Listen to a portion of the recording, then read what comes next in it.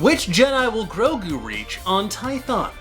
Like every struggling parent nowadays, Din Djarin is trying his Din darndest to educate his small green son Grogu while unfathomable circumstances prevent normal schooling from being a viable option. While the child formerly known as Baby Yoda got a taste of what a real school was like and the sweet, sweet space macarons that come with it, he does need a more specialized education, as we learned in Chapter 13, The Jedi. Namely, Grogu needs the help of a teacher highly skilled in the ways of the Force. Unfortunately, Ahsoka Tano is not going to be that teacher. She's off on a very important quest of her own, hunting down Grand Admiral Thrawn. If you want to know more about him, you can read all about Thrawn on Nerdist.com, and we'll have a video for you later this week. But back to the matter at hand.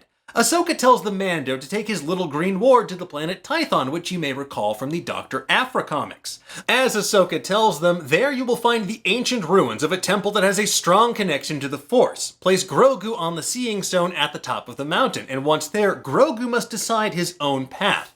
If he reaches out through the Force, another Jedi may sense him, and then come looking for that adorable little egg-munching, frog-gulping, cookie-vomiting kiddo.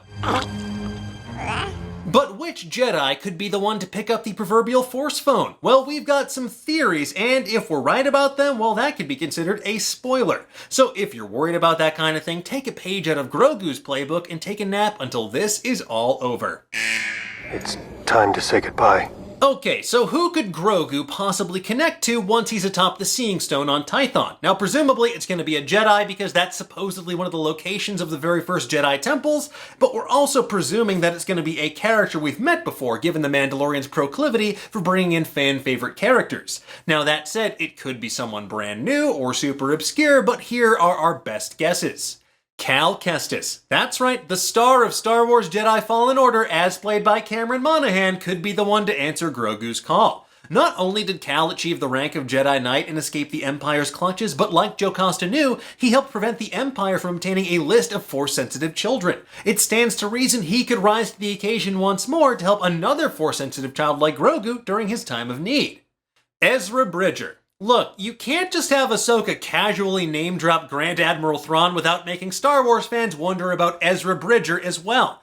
Given that the last time we saw Ezra was alongside Thrawn in the Rebels finale, hurtling into hyperspace thanks to a bunch of tentacled space whales, because Star Wars, it seems like he'd be awfully far, far away. But giving this Jedi another connection to Din and Grogu could be a great way to put our heroes and Grand Admiral Thrawn on a collision course in future seasons.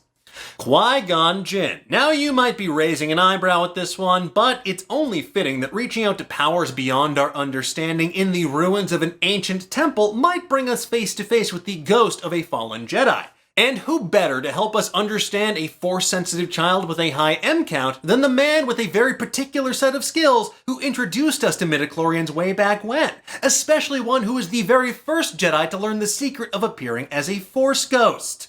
Yeah, I thought so. Yoda. Now, speaking of Force Phantoms, let's keep this teacher train rolling with a phantasmagoric professor who would likely blow Grogu's little mind, Master Yoda. As we saw in The Last Jedi, Yoda loves paying the land of the living a visit from time to time, and for all we know, Grogu could be the last of his species. Getting mentorship from one of the greatest Jedi his people ever produced could be a powerful experience. Now, with that said, it could also be Yaddle, and you'd still get the same effect because we don't know whether or not she survived the purge of Order 66. It could be a great way to show what a badass she actually was. Luke Skywalker. Just when you thought you left the Skywalker saga behind, guess who's back? It's Luke. Somehow. As we learned in Star Wars The Last Jedi Visual Dictionary, following the defeat of the Empire, Luke set out on a journey to learn the history of the Jedi so he could begin to revive the Jedi Order and find the sacred text. The sacred texts! The sacred Jedi texts! Ooh. Now, we know that he eventually did found a school to train a new generation of Jedi, and while we all know how that ended, something tells me that Luke would be awfully interested in not only a potential new student, but also learning more about a place like Tython with such a strong connection to Jedi history. I'm gonna burn it down. Bigger Luke. It's called the Bigger Luke theory. Wait, no, never again.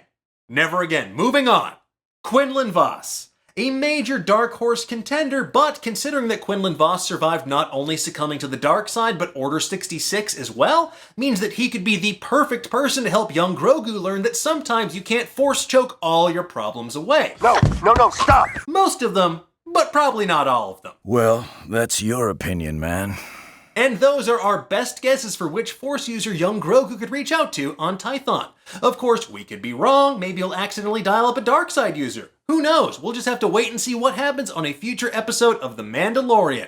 In the meantime, though, tell us, what do you think about our theories? Who do you think Grogu will connect to on Tython? Let us know in the comments below, and for the latest and greatest in the world of pop culture, make sure you stay tuned to Nerdist.com.